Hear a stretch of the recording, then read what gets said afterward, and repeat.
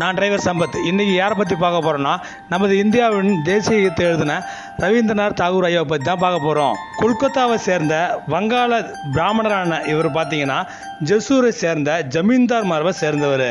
தனது 8 வயசுலேயே கவிதைகளை எழுத தொடங்கிட்டார். 16வது வயதில் இவரது முதலாவது கவிதை தொகுதியை பானுசிங்கோ அதாவது சூரி சிங்கோ என்னும் புனைப்பெயரில் வெளியிட்டார். 1877ஆம் ஆண்டில் இவரது முதல் சிறுகதையும் நாடகமும் இவரது பெயரிலே வெளிவந்தன.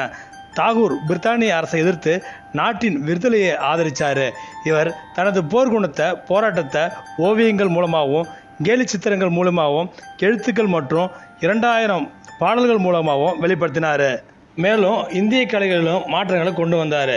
இவர் கீதாஞ்சலி என்னும் கவிதை தொகுப்பின் ஆசிரியர் ஆவார். இந்த கவிதை தொகுப்பிற்காக இவர் 1913 இலக்கியத்திற்கான நோபல் பரிசை பெற்றிருக்காரு. தினந்தோறும் ஒரு நல்ல விஷயத்தை பற்றி தெரிஞ்சுப்போம்.